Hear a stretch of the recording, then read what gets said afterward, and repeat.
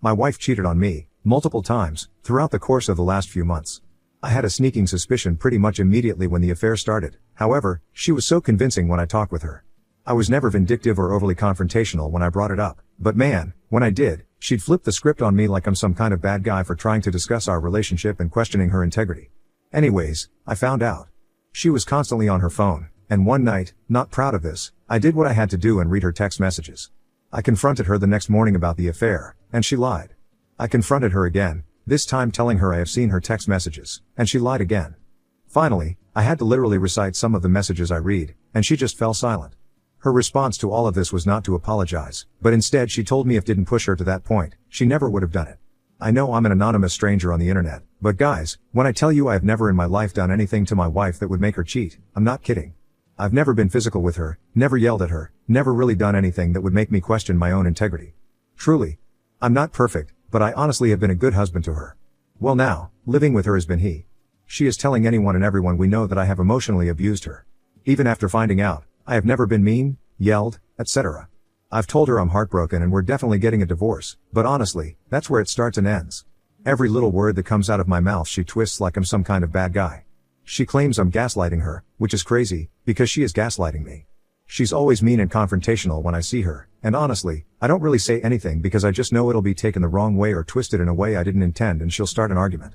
What do I do? Why is she being so horrible? Shouldn't I be the one mad at her?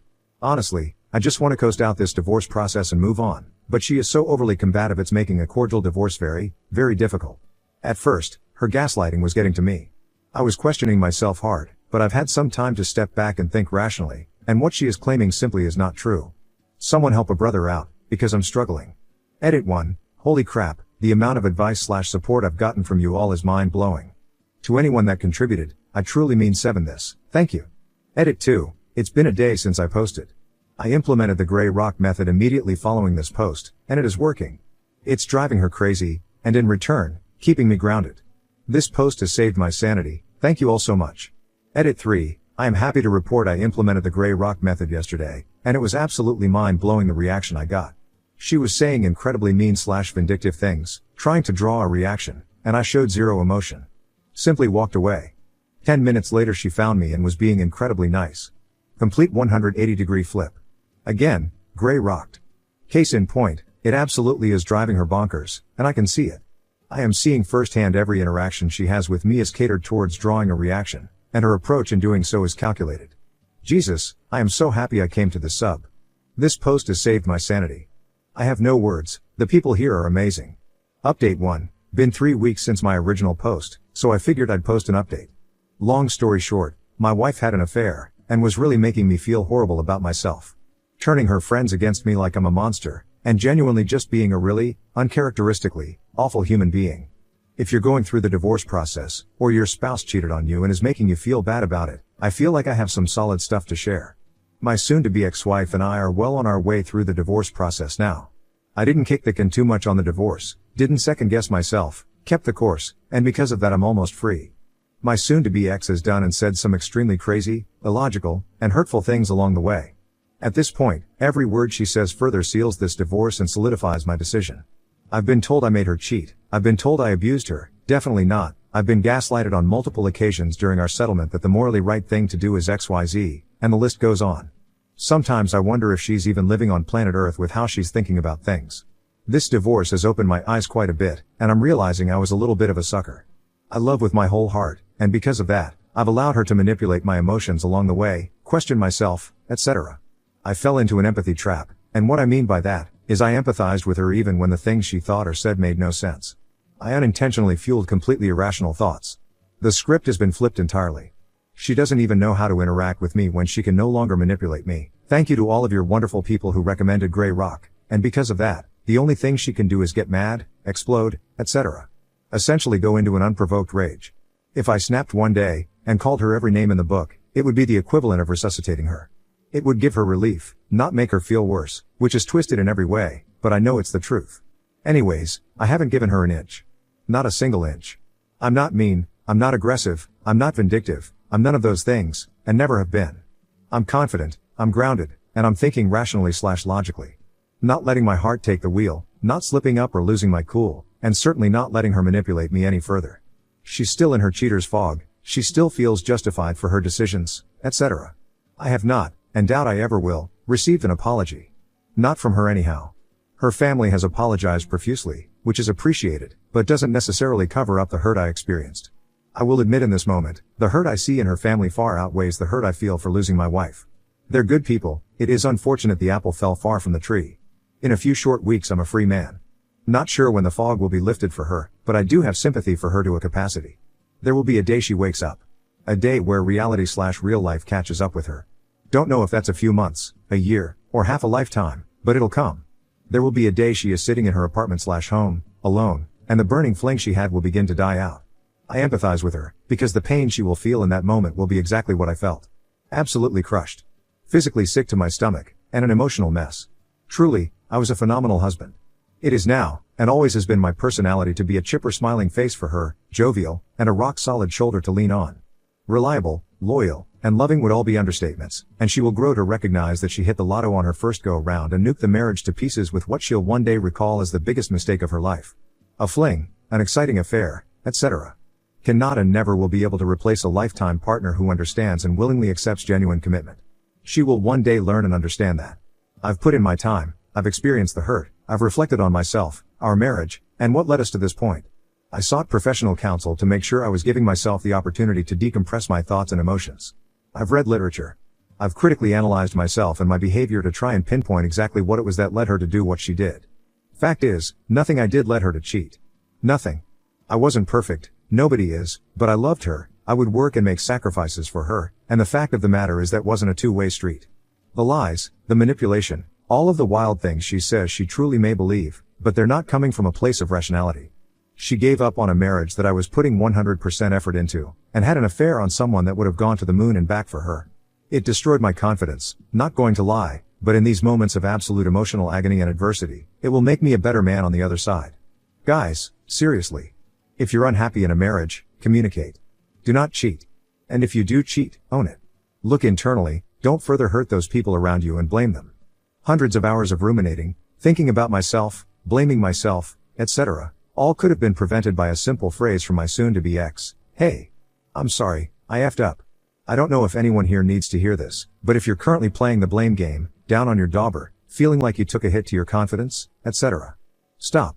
Reflecting on yourself is powerful and I think critique is good to a capacity, but you don't drive someone to an affair. You cannot accept blame for another individual's character flaw, period. If things are messed up, you've tried counseling, gone down every avenue to correct things, etc., a divorce is the appropriate next step. Not a secret affair. I'll leave you with this. My soon-to-be ex looked me directly into my eyes, and said with 100% confidence, I'm not the type of person to have an affair. That's not who I am. You led me to that point. If you've ever heard that phrase before, or hear it in the future, package it up in a pretty box, make sure it's nice and sealed, and shove it right where the sun doesn't shine. That doesn't even make sense. I'd love to rob a bank and tell the officers I'm not the type of person to rob a bank, and the government made me do it, but I'm a rational adult and that's now how it works. Thanks for reading and allowing me to share my thoughts, and thank you for all of the advice on my original post. This sub has been monumental in my sanity for the past 3 weeks. Edit, how did you respond when she said that? She made that comment while finalizing our settlement agreement. You're a strong-willed and independent adult. Under no circumstance did I lead you to do what you did, and I will not accept blame for that. If you'd like to sideline this settlement agreement now, that is fine, but I don't feel we can have a productive session if we're making comments like that. If that's not 100% verbatim, it's very close. We were able to finalize the settlement agreement. That comment diffused the situation enough. That, or demonstrated to her that I wasn't going to be manipulated, so she stopped trying. Sounds very harsh, but trust me when I say if I gave her an inch, she would have taken a mile. I could not entertain her or it would have been disastrous. When does the idea of cheater's fog just mean they are an idiot? At this point I see no benefit from this term or idea, it's just another way to make excuses, and the whole term should go away. It makes me sad when I see victims use it. No one who gets injured by people doing meds uses that to justify the damage that is done. And chemical impairment is a much more tangible and universally accepted than this fog is. I use the term cheater's fog because I got many good years out of my marriage where cheating was never present. You're correct, it can be synonymous with idiot, because I believe to a capacity you're someone who has the capability to cheat, or you're not. It's not a blurred line in one's morals. It's the definition black and white. I use fog because there may be a day where the fog lifts and she realizes, oh wow. I actually effed up my marriage. That was legitimately my fault. Or hey, there may not. But the fact of the matter is there are people who ruined their first relationship/marriage, recognized it was their character flaw, got help, and will never do it again. It's hard work, and it's truly rewiring some of your core beliefs, but it can be done. Update 2. I came here a few months ago looking for advice on how to handle my wife. She had an affair on me, then when confronted, blamed me for her affair. Her stance has been relentless in that fact, and she's made it her personal mission to communicate with anyone and everyone we know that she's leaving because the past few years we haven't been getting along. To clarify, things between us have historically been phenomenal. Literally 1 year ago, when this emotional affair that turned into a physical one began, it was like a switch was flipped and I couldn't comprehend why. As I'm sure a lot of you guys already know, that's hoopla. It was so sudden and unexpected, to use the word confused would be an understatement. I was like Mega Husband 2.0. Destroying it at work, making sure I was off and home for her no later than 6 p.m., and putting every inch of effort I could into my marriage. From making dinner, to date nights, to weekend adventures, you name it. I was doing everything in my power to cater to my marriage, and I'm not saying that haphazardly or trying to convince myself of it. She was top of mind in everything I did. Over the course of that year, she kept telling me it wasn't enough. I genuinely could not wrap my head around it. I would always ask, please help me understand, what exactly isn't enough? Is it my time? Do you need more? Do you need less? Is it our friends? Too many date nights? Not enough? I need direction here. I'm naturally a very affectionate guy. It's not like I need to be told to give someone more time and attention. So I couldn't understand what the deal was, and she could never articulate what isn't enough meant. Not once did she even give me an actionable clue. Come to find out I was running a rat race with no finish line. I wasn't enough because she was comparing me to someone else. She was trying to fabricate reasons as to why I'm a no-good husband, and AP was the one. Now that I look back on it, it was torture. To truly put in 100% effort, and be told your 100% isn't enough, direct quote, is quite literally manipulation in the highest degree. All of that to say, I'm at a standstill. Up until this point, I've warded off all the anger. Now, it's setting in. I'll go through phases. There are times I'm hunky-dory. And then other times where the resentment I have for her is so deep, I just want to pick up the phone and let her hear it. So I guess my question is, how the hell do I let go of all of this anger? I feel like I just need to forgive her and move on, but the thought of forgiving her seems so far off that it's difficult to comprehend that's even possible. Update 3, 20 days until final divorce date. Guys, my soon-to-be ex-wife is so manipulative it's like looking into the eyes of the devil. I'm keeping our home, however, she still has keys and access given that she is a part owner. We agreed that on the final date of divorce she will sign the house over to me in exchange for an equity buyout. I swear, when she comes by on her own, she is very pleasant, amicable, and in no way shape or form difficult to be around. However, when she swings by with a group of friends, she is so disrespectful and mean in their presence. It's like she just meticulously pushes my buttons, blatantly disrespects me, puts on this inorganic show for them, and then leaves. For clarity, she moved out a few weeks ago, however, she has odds and ends still scattered throughout the home. She's taking her sweet time on collecting them, and I'm halfway convinced it's so she can get in a few final jabs before this divorce is over. After walking all over me during these visits, she'll send some wildly friendly text message like, "Thank you for remaining amicable with me. I quite literally am the only amicable one in this divorce process. If I were anything but a resoundingly emotionally stable person, this would have devolved into a nightmare months ago." For the first time since posting here months ago, I cracked. I did not gray rock. Albeit very calmly and maturely, I let her know that she needs to stop doing that. She can be mean, indifferent, or nice. I don't care which one she chooses, but the shift between all three at any given time, and at her own discretion, is certainly not what amicable means. I continued to tell her I wish she would stop saying she's acting one way, and then actually doing the polar opposite. She used that exact statement, and went on a campaign letting everyone know the horrible things I said to her. Makes me realize why gray rock is a thing. I wish I just kept my mouth shut, but boy did it feel good to finally say what I was thinking. Is she doing this because she's looking to convince herself I'm the bad guy? Or just to watch me implode while she still can? I know gray rock is a thing, and trust me, I've implemented it, but guys, please help me find the strength to endure this for 20 more days. I'm reaching the end of my resolve.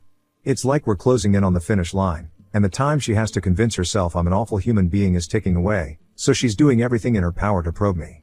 I don't have an enemy to my name, so seeing her turn so many people against me is the biggest thing I struggle with, and I wish more than anything I could just let that go. Edit, what does she say that's disrespectful? I don't think you're strong enough to help me lift that. If AP were here this would be a breeze. No lie. Why did you use that kind of screw? I don't have a tool to put it back together. Either way, I got my oil changed, and they said I should have rotated my tires 5,000 miles ago. Now I'm going to have to get new tires because you tried to do all of the car maintenance yourself. I can go on, but I think that's sufficient to get my point across. Just little jabs left and right to get under my skin. Not to mention the extremely passive-aggressive comments and snickering she and her friends do while I'm helping. Now on to the next story. Story 2. Discovered that my wife cheated on me with a man she met at an event, so I exposed her affair to everyone. My wife, 32 female, and I, 35 male, have always wanted kids. We tried our hardest to make this a dream. She mentioned to me early on, when we started dating, how she wanted to be a mom. This was 10 years ago, and I told her that if we got married, I would make that dream a reality. She said she would like that. So, 5 years into dating, we got married. It was a small ceremony, but my wife and I weren't the showy types. We like to keep things simple. I had a job at a bank, and she worked as a graphic designer at a company. I know she and my best friend Greg worked together because he was the marketing director. He had a girlfriend that he loved deeply, and we would go out on double dates together. Greg also knew how much I wanted to be a father and constantly supported me. My wife and I tried, and for a while, we did everything we could to get pregnant. From different home remedies to even talking to doctors. However, no matter how much we tried, it didn't work. I was desperate, and while we didn't want to do IVF if we could, it almost came down to it. My wife was growing upset because of this. She told me to take a sperm test, but I was told I was healthy as a horse. She was healthy, too. One night, after talking, I said that I would pray and see if maybe God would answer. I'm not religious, but I did it for her. Perhaps it was out of desperation or something else. Then, about a month later, my wife missed her period. We thought it was it. We took a pregnancy test, and she was pregnant. We were so happy about this, and I was ecstatic. However, we lost it shortly after.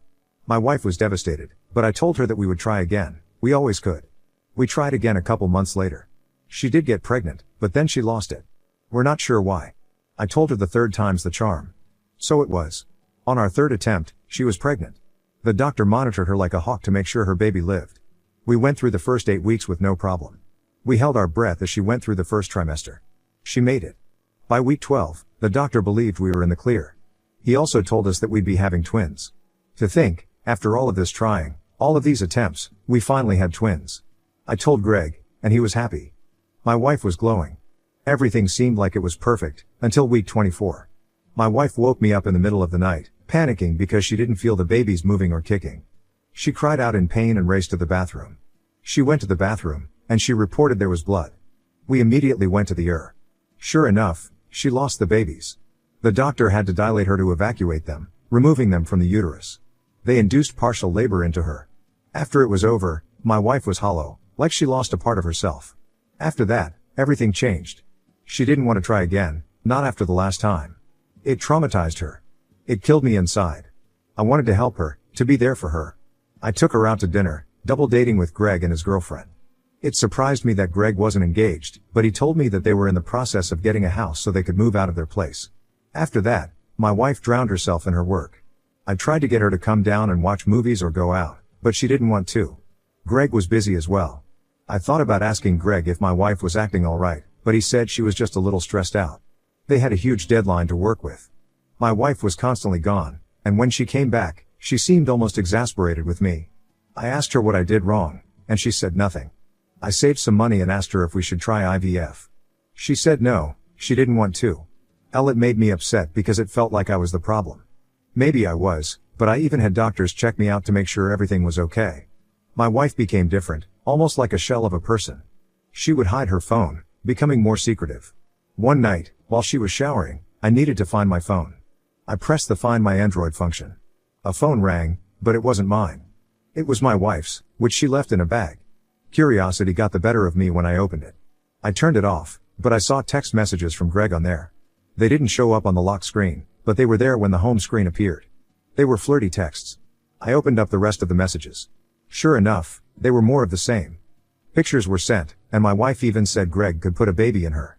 Greg mentioned that his girlfriend was nice, but he could make her dreams come true of being a mom. It disgusted me. I spent all this time with that dream, only to hear my best friend doing this. I had to get back at them. One night, while she worked late, I set up my plan. I placed an order for a marketing strategy using a fake name. I came after hours, despite them saying they were closed. The door was open, and I walked inside. When I got to the floor where she worked, I heard sounds. They were having sex. I stepped inside, red in the face, as Greg literally said to my wife he would put a baby in her. I was livid. I told my wife she was a cheater and I knew everything. She begged and pleaded with me to listen, saying that Greg could be a surrogate for them, but I was disgusted. She cheated on me, all because she wanted something that I couldn't give to her. When I got home, I packed my things and got a hotel. I took video evidence and sent it to her boss, firing both of them after the divorce went through. I got everything. My wife cheated, and I spent all this time thinking it was a problem when, really, it was her. I sold the house and got a condo far away, working at another bank. I'm not dating anymore. I don't want to, after all that happened. Greg and I aren't friends anymore. I told his girlfriend, and they broke up. I don't know what happened to Greg and my wife. Maybe they got together. Maybe not. All I knew was with no house and no job, their lives were much harder.